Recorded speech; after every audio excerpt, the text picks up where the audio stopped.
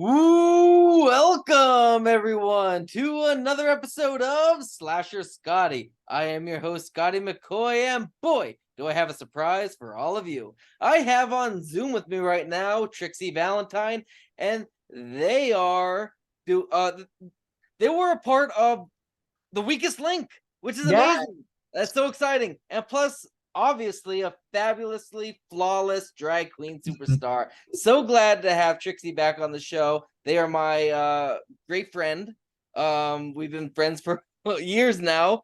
And I'm so glad to have you on for a third time. We always do this in June because June is Pride, it's Pride Month. So it's definitely something we should be celebrating and talking about, and this is what we're going to be talking about as well today.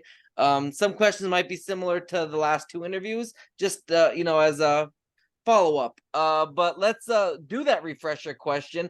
Let everyone know what made you decide to get involved with drag. Like, what made you want to do this?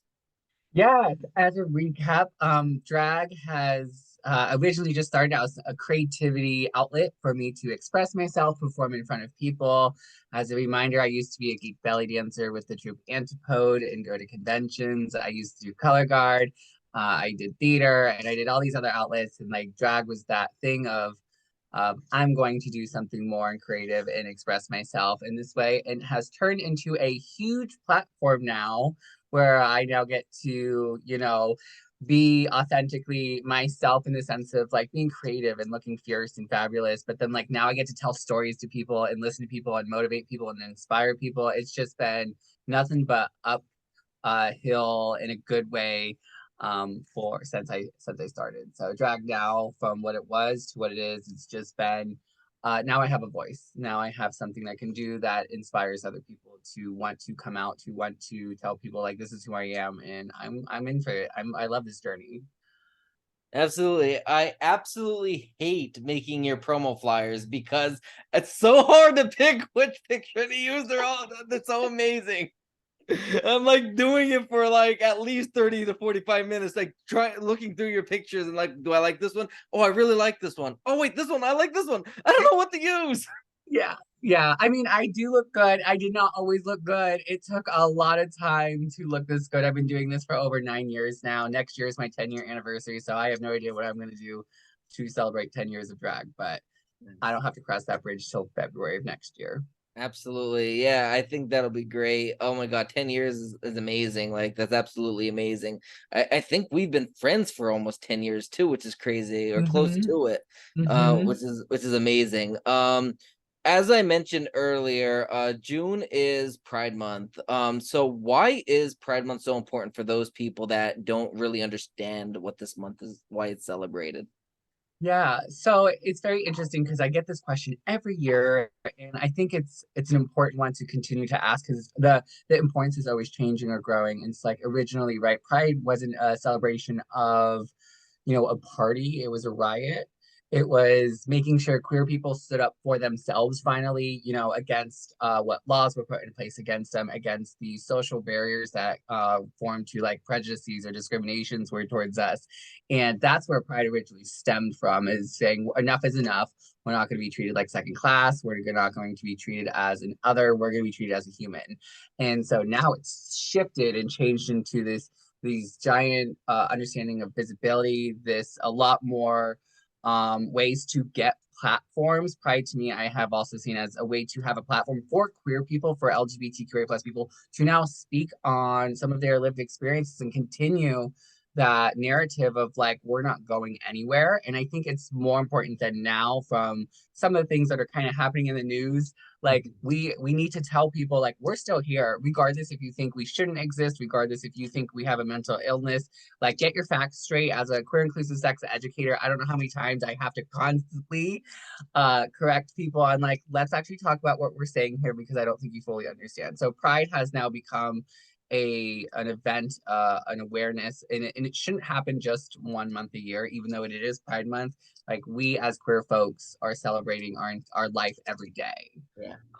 So Absolutely. And this is a new question. I don't think I asked this the last two times. And it's a question that is important because it bothers me when people say that there's no straight like straight month. Like there's Pride, but there's no straight month. So for people that are saying that, like, and I don't know, if maybe they're saying it as as something of being uneducated, or maybe they're saying it as a way to be big, to be a bigot against it, homophobia and transphobia and all that. So what would your response to them be? Why there isn't a straight month compared to Pride? I mean, here's what I have two answers because my first answer is if you want one, go have one.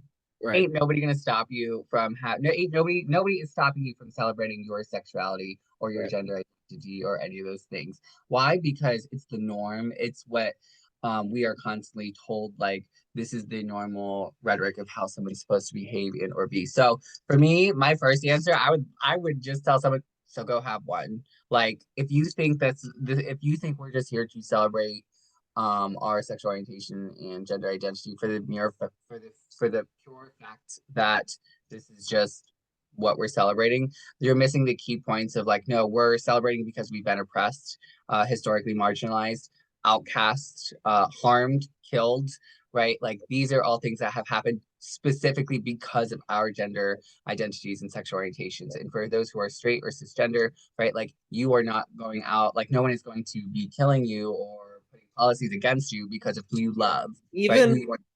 even with people that are straight, like men and women, like they hold hands walking down the street and nobody bats an eye. But if two men or two women are doing it, it's like Right. dirty looks. Right. It's dirty looks. It's, I, Right. like the eye rolls, the Yeah. scuffs. And it's not like we can't like the normalization of just people holding hands together in like a same sex or appears to be same sex or same gender um relationship is just still till this day I'm like you still worry depending on where you are, where you live. And I mean I live in Northeast PA and there are places I'm like no. Yeah, that's for sure. Northeast PA, I think it's getting better. I mean, We are. I mean, I may have something to do with that, but we are growing. We are getting better. we will be getting into that because I know you do have a big part of Northeast PA celebrating Pride, and just in general, not just during June, but throughout the year, which is really exciting.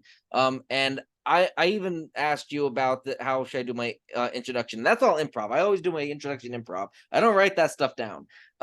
So I'm the first to admit I'm not the greatest with pronouns. Like I always mix that up. And as you can see in my opening intro for this interview, I was trying to think of how do I word it properly, because it's all Okay. about respect.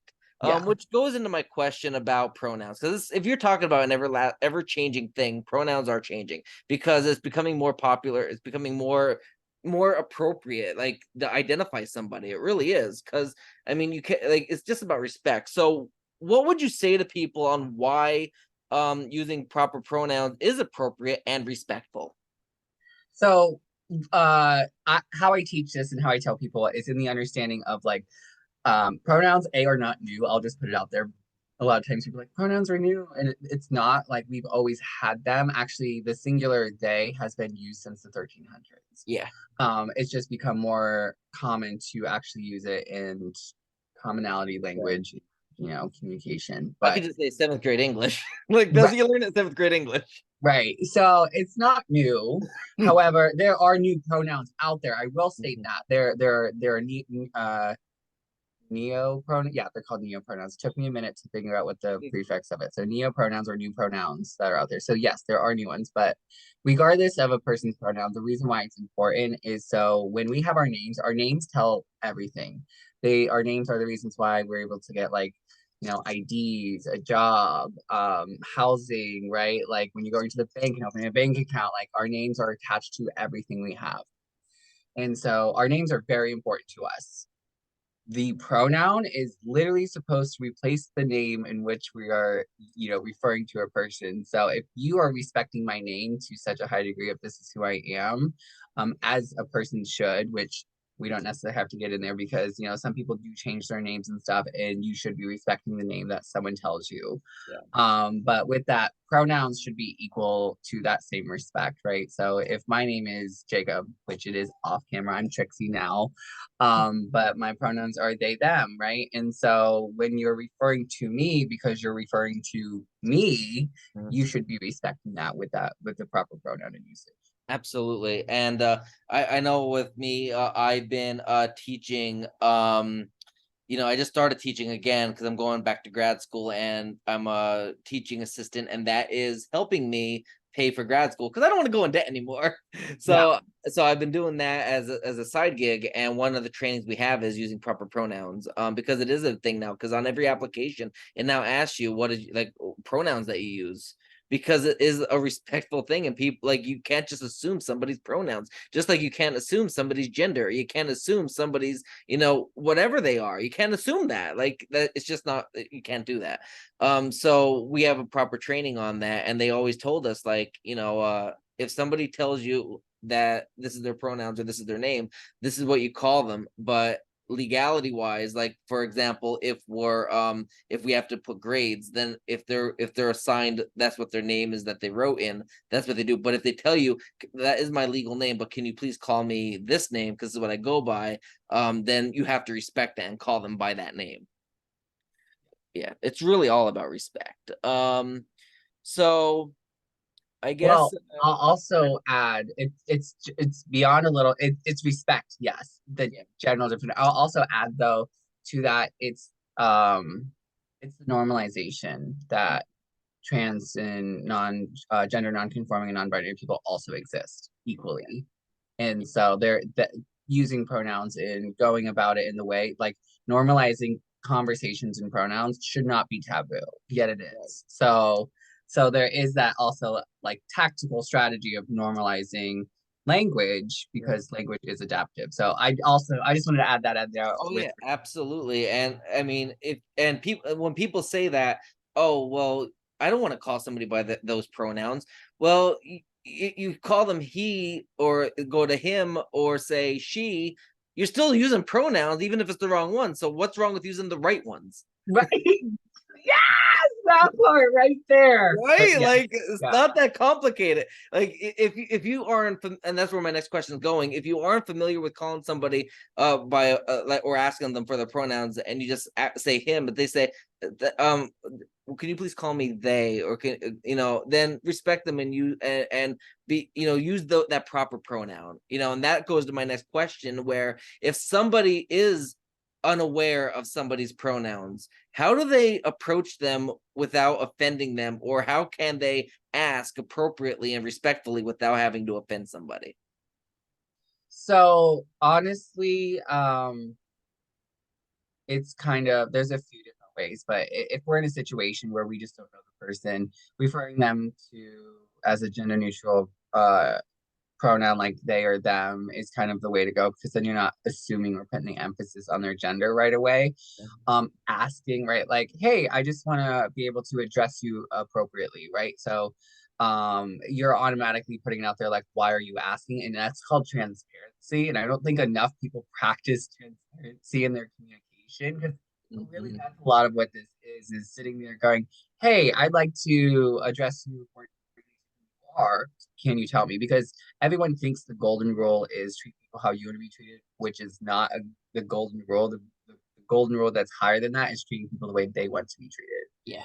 And so in this kind of instance is that it's I just want to make sure I'm going to make you feel comfortable, making sure that you belong, make sure that you're included, making sure that you feel accepted. And if that is me taking a step, just asking for your pronouns or asking how you'd like to be addressed. If someone gets upset because you asked, that is their baggage. There is their baggage on them. I have had that happen to me. They're like, why are you asking me my pronouns? You should know based off of the way I look. And I'm sitting here like, okay, so you didn't answer my question, but we have a different conversation to have. Are you having a bad day? Like, what's going on? It's true, and there are people that do get upset about that, and it's one of those things that, like, as common as it may seem, it's not as common as you would think, because just what you see doesn't mean that's what they identify as, Yeah. Yeah. and a lot of people don't realize that. And I also think there needs to be a level of leniency on both sides. So like even for me, a lot the one of the questions I always get is how do you address people who don't know you, who use the wrong pronouns for you that are in passing? So like a server or someone that's like a cashier or someone that's just trying to be very polite and is just in passing. And for me, I don't actually get upset. Now if I look like this, ain't nobody calling me he. I look good. There's Yeah, no you look way. fabulous. Right. But in my day-to-day, there are times I don't look androgynous. I do look more masculine in my appearance or male presenting. And so with that, a lot of people will just call me he. Hmm. And they don't mean any offense to it. Like, Right. and I'm like, is it frustrating? Yeah, a little bit, but not like in the sense of like, oh, I'm so mad. It's just like they don't know me. They don't know the world. Like there's a leniency to there. So I'm not gonna get offended right away. But if they're a person that's reoccurring in my life, that's like coworkers, family, friends, then I'm gonna be like, you are a person in my life. You should know who I am. You need to Right. fix that. And there is that level of leniency that needs to be happening for my side. But also on the other side is people need to hold themselves accountable when they're Yeah. trying to learn things. I just want to learn. So you need to do the steps to learn that. And you can't just say you want to learn and then turn around and not do any work Right. to, grow or Yeah, to do me that. the same. Like I said, I'm the first to admit I'm not the greatest with pronouns. But the first I'd known you for a while, I knew what your pronouns were. But I asked you what would be the appropriate way to introduce this, to like introduce that, so I can do it respectfully and honor. Not really honor, but just like respect who you are, your identity. Yeah. And the same thing with any podcaster or any news outlet. Like you're having them on your show, do your research. Yes. I'm so happy you said that. I have a lot of people who do articles on me or write about me. I actually tell them, I'm like, hey, these are like, they don't even have to ask me. I just tell them straight up front. Like, I'm like, hey, these are my pronouns. Then I read the article and I'm like, well, I must have not wrote that down because they got all of this wrong. Wow. Yeah, and that's the first thing that I learned as a podcaster is you know who you're interviewing and you know about their body of work and you know who they are as a person. And if you aren't sure, then you ask because there's nothing worse than doing an interview with somebody and it's on camera or in writing and you completely mislabel them. Yeah, 100%. Yeah. So going back to drag, first off, a lot of people say that the whole that drag is like, I guess, feminine or all that, but we know that there are masculine people, there are straight people that do drag. And there's a lot of straight people that enjoy watching drag shows. And there's a lot of, drag is an art. It's really an art form. So I guess my question is for those that don't understand why drag is such a beautiful form of art, how can you, how I guess, explain to them why this is something that isn't in your face, so to speak. It's actually an art form, just like drawing and sculpting and painting. Yes. So drag, I don't think enough people know the history of drag Mhm. at all. And so drag itself used to be a hidden excuse me, a hidden art form in like these city ballrooms, or not even just city ballrooms because there is the ballrooms, but then there's like they used to have these hidden gay clubs that no one would really know about. You'd have to have like a secret code to get into it, sort of say. And they would do drag there and it would be forms of expression, Mhm. and essentially different areas of where women dressed up as men or men dressed up as women. That was the general sense back then in the day, and it was a way to just let go, have freedom, express who we are. And then it evolved into learning, like some people are actually doing this in self-discovery, and then like turns out they're transgender, or at the times they use terms like trans sexual and those kind of things. So when we look at the language and body around it, like drag itself originally stemmed from identity to art form of expression, and now we are using drag to tell stories, to create an atmosphere that is fun. It is upbeat. It is going. If no one has ever been to a drag show, you are missing out. At least try it one time. But also, drag is not for everyone. I'm a person that's like, you know what, drag is not for you if you don't go to the drag show. But don't be shaming people, Right. for going, because I tell people all the time, I don't like football, but I overhear a ton, don't go to the football game, even though Right. there's high rates of people getting concussions and hurts and all these other things. And I can Mhm. be like, we really shouldn't do football because people get injured. No, like live your Right. life. They're fine. They have, professionalism just as much as I have professionalism in my craft of what we do. And Yeah. as an art form, performance art has always been around. Human nature has always had performance of arts. We have it in theater, we have it in concerts, we have it in music, we have it in dance, and drag is just another element. where we get to change some of the art forms around it, and it's Yeah. this is human nature. This is literally like what we do. It's a muse. It's been around forever. Like cavemen used to do artwork on the walls, right, and show Right. those kind of things. Like that's the form of art that we identify now as Yep. like this was the art back then. I was like, what? So why Right. is this so taboo to say like your what do people typically tell me? You know, harmful. This is unacceptable. And I'm like, I'm literally performing. Like when people are Like doing paintings and sculptings, they actually have an actual human being naked, and they're drawing them or sculpting them or yes, whatever. And yes, that is art. That's not, classified as quote unquote nudity or pornography. That's actual art. Same yeah. thing with drag. Like drag is an art form. It's just as good as sculpting and painting. It's a beautiful form of art for people to actually have fun and entertain, and it's amazing. And I don't do drag myself, but I love watching drag. I love watching, people look so beautiful and seeing them create the costumes and or buying the costumes or picking out the wigs and all that stuff. It's amazing. Yes, yeah, 100% agree. I absolutely love it. And it's just growing and it's taking off. But also drag, there's so many uses to drag too. And it's a sense of freedom. I don't know how many times I meet people who do drag for the first time or just once, and they're like, that was such an adrenaline rush. Like I can see why you love it. And it's yeah, you are in the moment, you are in your spotlight, but you are giving everything in your heart and soul. Like you're feeling something inside when you're Yeah, performing, and if you're not, then I hate to say drag is not for you. You should not be performing if you are right. not doing it out of your passion and love for what you are feeling.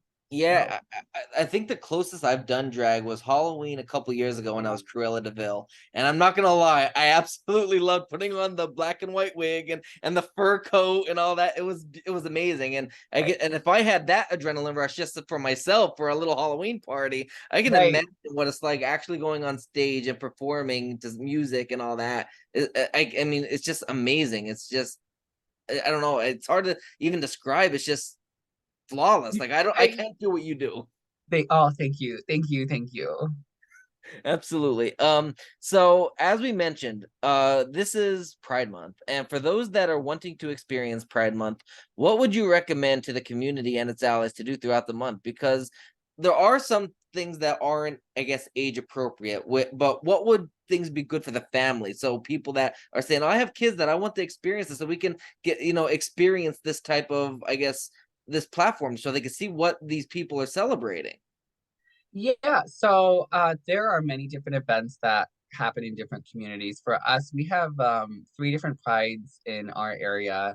Actually, we have our pride in Berwick, Pennsylvania, second year coming up this Saturday. You know, we actually have one that's not this month. It's actually in October because we celebrate LGBT History Month. But then we also have the one in Lewisburg coming up. We have a lot coming up, right? And any of these prides, 90% of them actually no, I'm gonna say 100% are family friendly. And if here's why I say it this way. Now, I've been to some of these city pride ones like New York and Philadelphia, and like they are prides. They are what you see on TV when, but you also see different areas of queer culture in them. And so I think what people think that it's not kid friendly or not family friendly is when you get into like the kink community. So that's very heavily in the cities, right? When you go to these larger ones. And to me, the only thing I have to say is you can't say it's not family friendly because they have families themselves. Yes. Like their parents themselves, they have families themselves. So it's just for their family, not for your family, and that's okay. But Right. our prides that we have back at home, we don't it doesn't have that level of Right. diversity when it comes to queer culture, but we are still celebrating.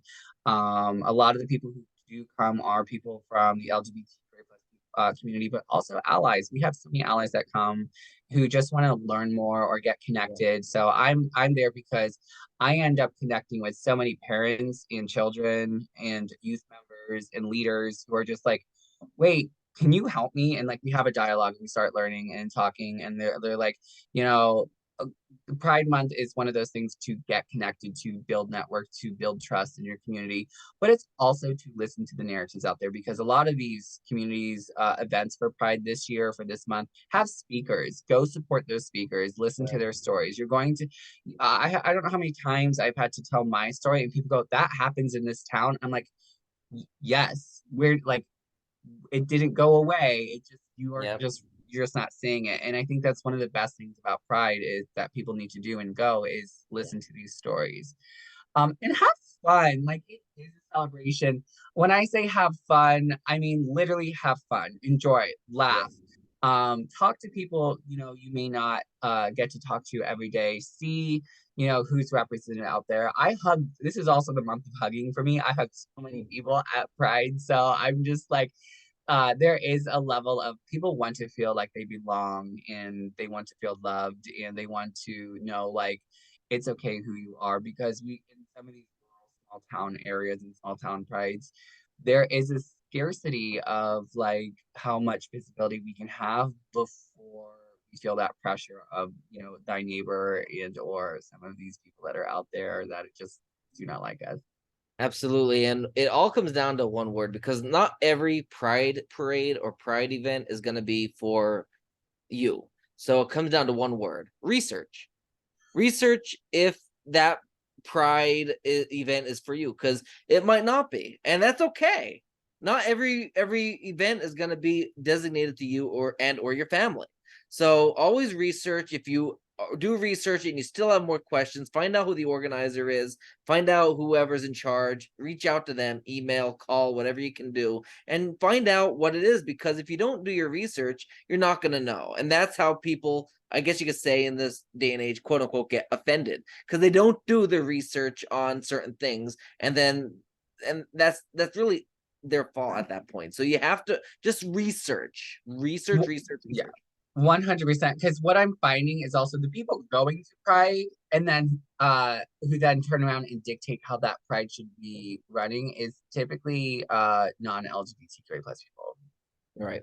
Yeah. And I'm like, Pride wasn't made for you. Pride is literally for us to show we are existing. It is Yeah. literally the celebration of queer people. And if we look at like the rainbow flag, the original rainbow flag has 8 colors, which have 8 significant meanings. And those significant meanings that Gilbert Baker made was literally to show the beauty and diversity amongst queer people.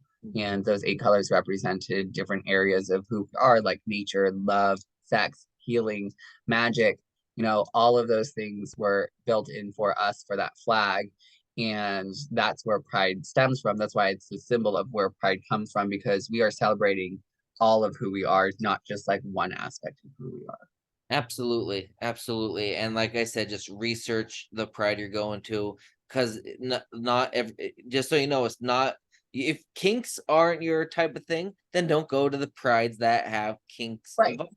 You right. know, not every pride event is going to be for you, but yet you're not going to know which one you are able to, that you are familiar with or would like to go to and celebrate if you don't research. And that's where it all comes down to. It Yeah. really does. Although I Um, will say, if they don't like drag, then just don't go to Pride because almost every Pride has drag. So now I will say the one this weekend we do not do drag actually, but it literally it's a Pride me and a good friend of mine started. The reason why we don't want to is because we wanted to change the atmosphere of Pride. We want it to be where you can just relax and enjoy good music and conversation with people and kind of turn the atmosphere into a community setting. Absolutely. And everybody that's going to be watching this, if whether or not they know you, are probably thinking, wow, they are so knowledgeable. How are you so knowledgeable? Well, there is a reason why you're so knowledgeable, and that's because you have a degree in this type of thing. I believe it's sexuality and gender studies, if I'm not mistaken. Human sexuality education. Yes, Yes. there you go. So there you go. So, what do you learn in an educational institution regarding this field that makes you so knowledgeable? Like, how do they test you? How do you learn about this stuff? What is it about? Tell us. Yeah. So I'll give a shout out because I'm currently a PhD student with the same school. So I got my master's now. I'm going for my doctorate. Nice. But Widener University has an amazing human sexuality education or philosophy and or therapy tracks. So you can become a sex therapist or a sex educator. Okay. And what we learn is a variety of foundations of sexuality, right? So we are learning the basics of sex in sex education. And that is, you have your anatomy, your biology, your STIs, you have all of that. But then you also have the understanding of development of lifespan. So how we develop throughout life and the psychology behind it. We have the areas of understanding gender identity and gender and masculinity and femininity in these broad aspects, and how the intersectionality of who we are. So a person's race is going to impact their sexual orientation and gender identity. Person's age is going to impact all of that. Person's ability is going to impact all that, right? And so we learn all of these skills and who we are as a human nature, because we are sexual beings, even if you're not a sexual being or practice sexual being, which would be asexuality. That's still a form of sexuality in itself. And so being sexual beings, it is channeled through everything, because then we learn, communication dialogues and sensitive issues, right? And then there's other areas of trauma, right? We have to learn trauma and how to manage trauma and how we heal from that, because there is sexual violence, dating violence, and harassment, and all these other things that come into play. And in my master's program, that's what we learned. We straight up learned, how we went through these navigations. There is some censored stuff that I don't know if this is appropriate platform to talk about, but there is some heavier stuff that we actually go through in the course as well, because we have to be desensitized, so to say, around such heavy topics, and then reintroduced. So there's a level of exhaustion of like going, oh, I in challenging. My biases have been challenged to a degree that most people have not, which is why I'm so comfortable talking about this and how I can teach it. And that's the goal, right? We're supposed to, as educators, and go forward after the degree to be like, oh, you know what? We're going to talk about it. We're going to make sure we get comfortable or uncomfortable to get comfortable of learning. And, the degree itself has, or not the degree, the courses, the program itself, has taught me, these levels of broad forms of sexuality foundations. And so my PhD actually taught me that, but more on a research basis, since I'm currently doing that. And it's intertwined in every discipline. The program, I wish I could say it's more than one discipline, but there's psychology, sociology, communications, biology, anatomy, and areas of scientific research. And so Basically my a not whole bunch of majors just thrown into one major. and specifically around human sexuality. Right. And for me, the what I did is because I knew I wanted to be a pillar of knowledge for LGBTQA experiences. Like that is where I then focused, right? So every paper I did, right, I was like, I'm gonna pick a different topic, and I did a whole timeline on like HIV, but the why and right, and understanding like where that came from, and then like starting in the 1981 and going all the way till today. Same-sex marriage, where did that come from the legality purposes to the standards of how we're getting married, and then how we actually understand marriage and relationships, and then how then the next topic is about communication and family dynamics, and like the program itself, anyone that is interested in going into it, from listening to it, you pick what you want to learn when you have these assignments, and then that leads you forward to being able to apply so much. So for me, I knew right away the area of focus I wanted to do, and I took every opportunity to expand my knowledge in so many vast areas. So because there are different areas of those who are sex educators or queer educators, and we can't do it all. So I applaud everyone that's doing it. But for me, that is, yeah, that is my program. I know it's a long answer, but I'm just sitting here like, I don't like, there's so much to it. There is so much to it. Absolutely. And just to let everybody know, I told Trixie this before we started filming, but my ring light is, the leg is broken and it's all the way over there and it won't stand up straight. So I couldn't put it on, and I don't have any light on this side. The chandelier's on that side. So as it gets darker outside, I'm disappearing gradually, but just to let everybody know that. But also, that is all we have for the LGBT portion. We're going to be going into you as a contestant on the Weakest Link shortly. But before we go into that, I'm so excited to talk that. But before we go into that, I just want to let everybody know one thing, because you mentioned about HIV and all that. So one thing, if you for everybody watching this, it is very important to get tested. I just went to I went to my like my regular family doctor. I finally got set up with one here in Baltimore. It only took 4 years. but she asked me if you want to get an STD and HIV test, and I'm like, well, absolutely, because I don't know where I stood, like, because I haven't been tested regularly, and I did, and I'm glad I did, because I mean I have nothing. I'm clean. I'm negative. I shouldn't say clean. That's not appropriate, but I'm negative. But one thing you have to realize is that just because you don't have any symptoms doesn't mean you are negative or positive. So definitely get checked, because this early detection is amazing, because it's so advanced medically, and it'll keep you healthy. Just throwing that out there, because a lot of people, and you're one of them that told me that. You straight up told me that. You Yeah, said, I'm over here like, you go, because I was like, I remember when you used to reach out to me with all these questions. I'm like, you definitely paid attention to everything I told you. So I was like, work. yeah, absolutely. And the one thing and that's the one thing you did tell me when we really first started talking was, and that's another thing I want to mention is, and I caught myself about saying clean, because You did. if I you was like, have HIV, yep, if you have HIV, it doesn't mean you're not clean, or dirty, because you're not. It just means you're negative or positive, and you can still live a normal life whether or not you're negative or positive. yeah, there's I think the realm of sex education that I love most is around STIs and HIV. It's where I started. I used to do testing and case management in that field, and I still have a passion for it. But get tested. That's the only way to know your status, Yeah. for sure and certainty. And then, barrier preventions, right? Like look into taking PrEP if you're PrEP. And for those who don't know what PrEP is, it's a medication you can take daily, and I believe they now have a shot that you can take monthly Nice. that helps from contracting HIV, and then also condoms, right? Like, or you can even do periods where you're abstaining from sex. So, like, sex abstinency as a lifetime thing is Yeah. not really that great, but you can have periods where you abstain from sex, which Yeah. if you're not having sex, you're not contracting anything. And Right. those are different methods in ways that people can definitely Right. reduce that risk. So get Absolutely. tested and know that, like you stated, asymptomatic, that's what we call it when you don't get signs or symptoms. Right. And And you might get a symptom of, say, HIV or another STD or STI, but it could be a million different things. It could simply be just like, a virus, a bacterial infection. It could be anything. It doesn't you can't assume. So the only way, as you mentioned, is get tested. get tested. Really. It's scary. It really is. It's a scary thing, especially when you don't know, Yeah. but I it good in the long run. Yeah, for me, I know, yeah, it's definitely it can be concerning. I try not to use the word scary myself because I don't want people to fear Right. that knowledge of like they contracted something, because it's not the end of the world.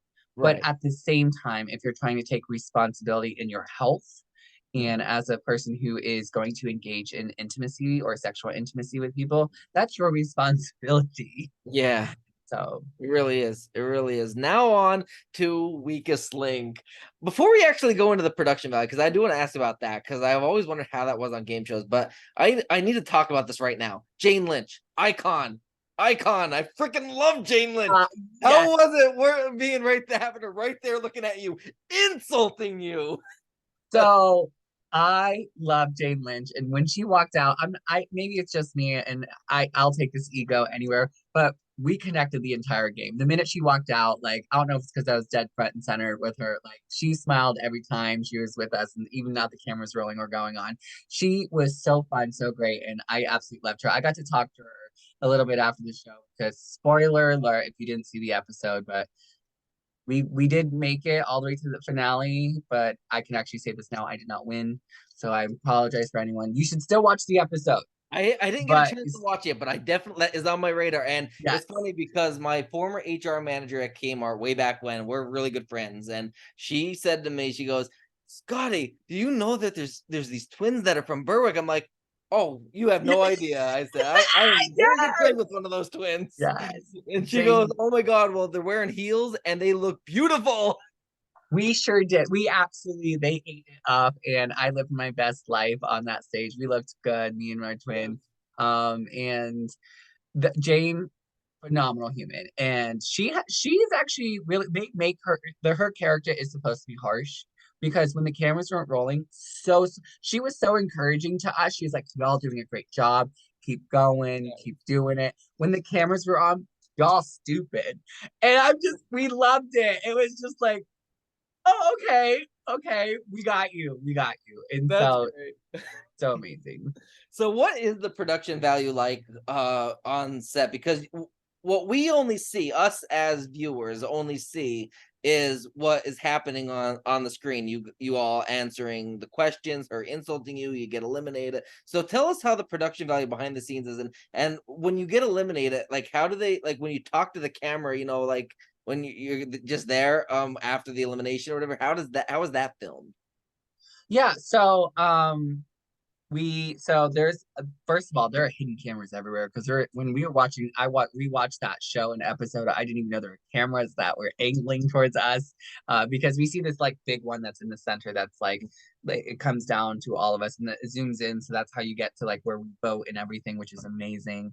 And but you like the set is huge. So if anyone thinks it looks small on TV, it's not. It's a big set. It is huge.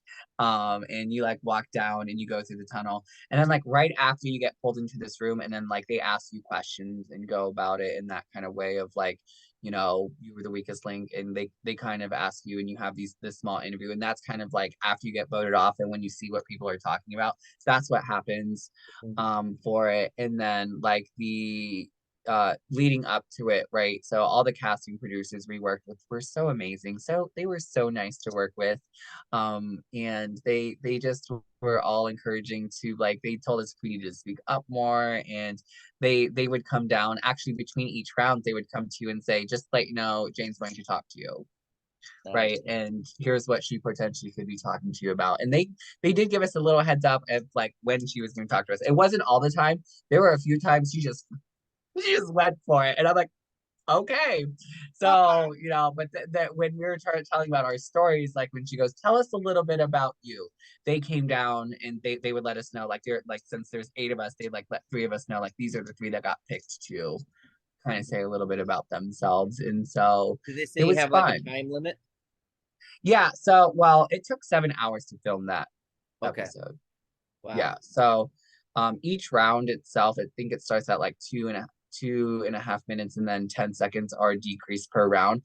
But that wasn't the like long part. The rounds were super fast. Well, except one round. So as a twin episode, we caused some technical issues on set because there's timers set, and our timer couldn't keep up with us because there,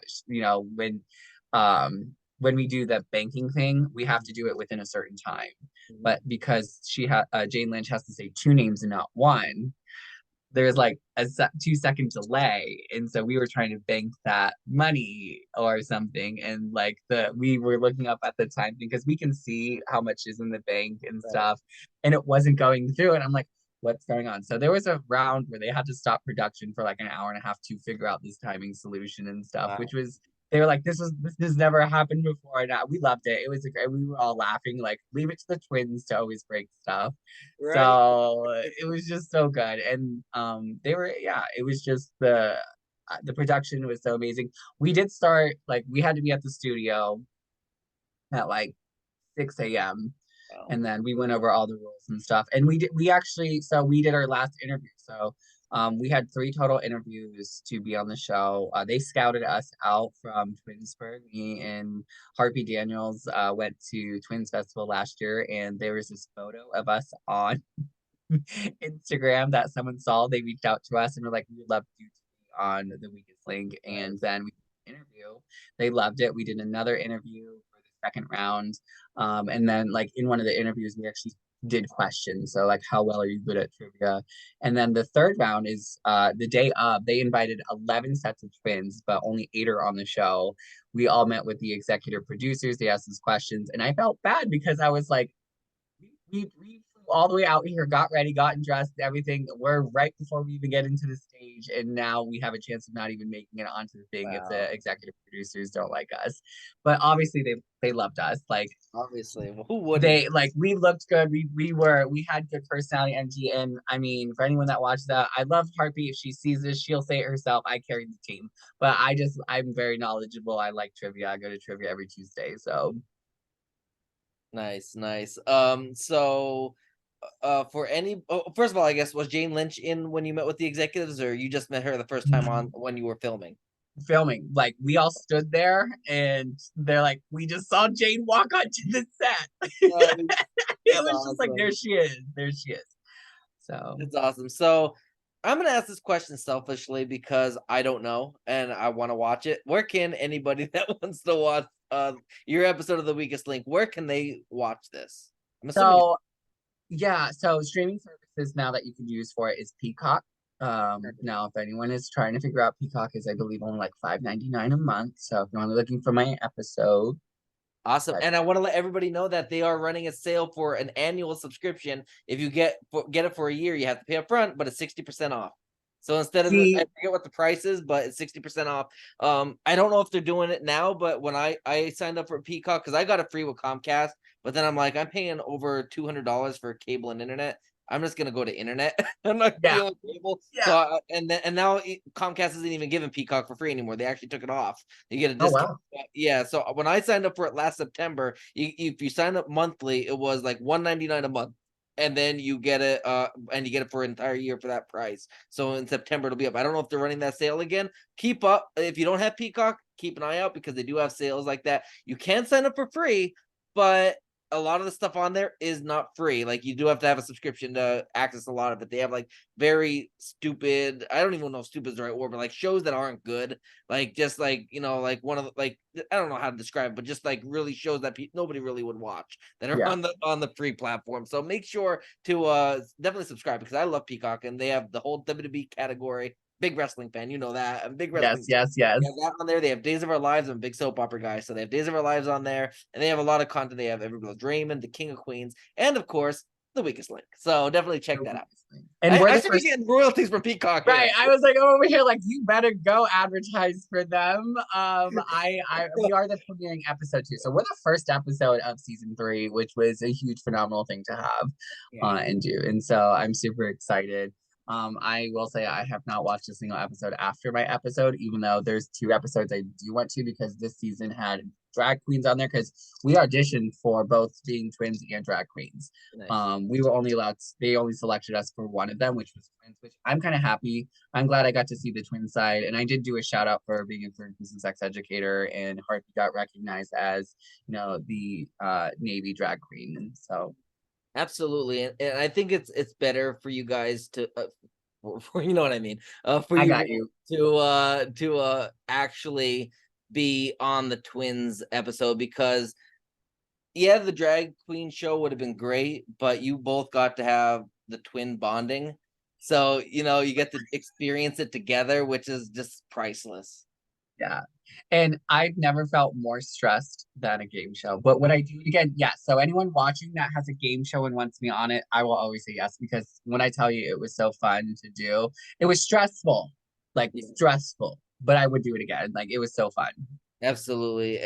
That's amazing. And like I said, I'm not going on the Peacock spiel again because at this point I'm charging them. So but definitely check it out. I will be watching it. I would like to watch it tonight. I mean, I really would while I'm editing this interview up. I would love to watch it while I'm editing it. That'd be cool. I don't do much editing, but a lot of it's just saving it. The saving part takes forever. It's like an hour and a half to save. But yeah, so let's close things out. I had a great time. This is so much fun. What do you have to promote to everybody? Do you have any websites, social media accounts, drag shows coming up? I know it's Pride Month, so there's probably a bunch that you got in the works. So Yeah. give us the how should I say what's the word I'm looking for? Juice. The juice, the Okay. everything. Ironically, that you say that because let's get juicy. So, if anyone actually wants to learn about me, the work that I'm doing, my business, or anything, go to juicywithjake.com. You'll see my business, you'll see my drag page and how to get a hold of me. And if anyone wants to book me, that's also how you do it as well. So That's why I because said juice instead of tea. so I got you. We get juicy. And so with that, that is the number one place to do it. And I'll actually give you this shout out because I wasn't gonna announce this till I actually got my package. Okay. But actually self-published a book. Nice. And so it's officially up on Amazon and there's other platforms. I'm soon going to have it up very soon. But it's called Tipping is a Must. And it is literally for anyone.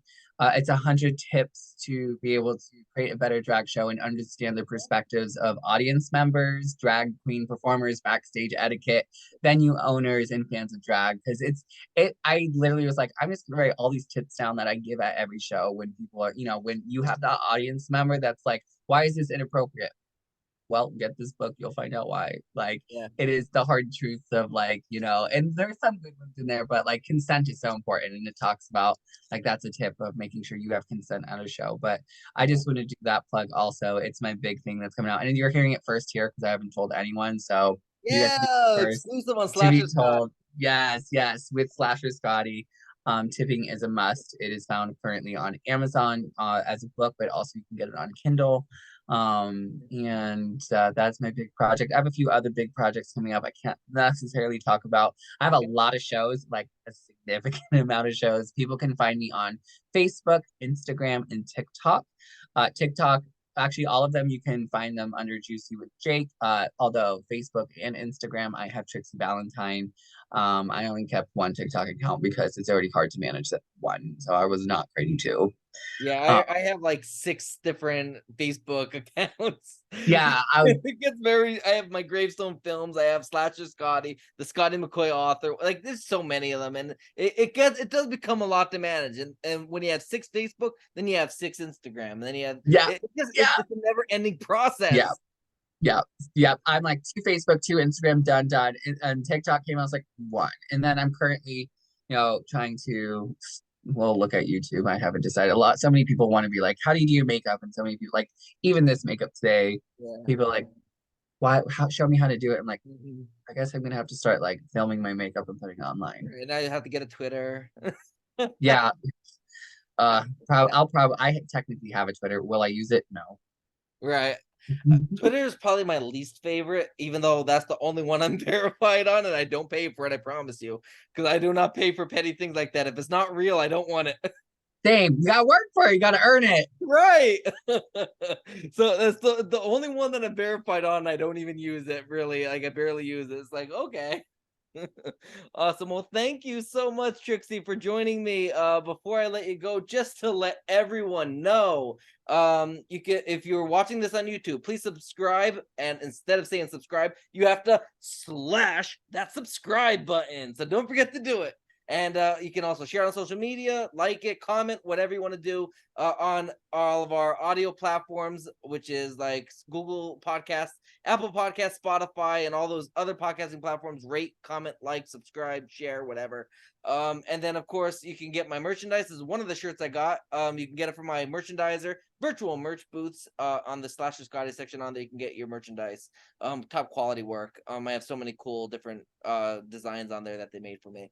Of course, I got my book. This is published by Bear Manor Media. Put together. Thank you to 3 iBooks, my literary agency, for setting me up with them. And it is a foreword by Jamie Lee Curtis. It has 16, I think it is. Yes, it's been a while since I did this thing. This is my 3rd interview since hiatus in January. 16 original interviews. So make sure to get this, and it has thousands and thousands of trivia questions as well. So make sure to pick this up. You can get it from Amazon, Barnes and Noble, Walmart, Target, and anywhere books are sold. And then of course I have to show. Oh wait, before I go into this one, I'm also on Cameo, so make sure to if you want to give a Father's Day shout out or a birthday, anniversary. Heck, if you are in a relationship but you don't want to be in that relationship anymore and you're too afraid to break it off with your partner, I'm willing to do the deal for you. Just book me on Cameo. There you go. Yo, I'll do it. And one last thing, I got my Funko Pop. I don't know if you can see it that well because it's so dark. Ignore the messy room. if I can get it up. I don't even know if you can see it. But my Funko Pop for Slasher Scotty, it is not available to buy yet, but it will be. So keep an eye out on my social media platforms. And of course, like me on Facebook, Instagram, and my verified but unused Twitter. You better work. I know I have such a long spiel that I go on at the end of everyone. I'm like, I feel so bad for these people listening to me ramble on. But thank you, Trixie. It's been an honor and a pleasure to have your beautiful self on my show. I love having you on, and I love how you always look so fabulous on my shows. I feel like I'm so worth it. Thank you so much. Thank you. Thank you. Absolutely. You have a great rest of your night. You as All well. right. Bye.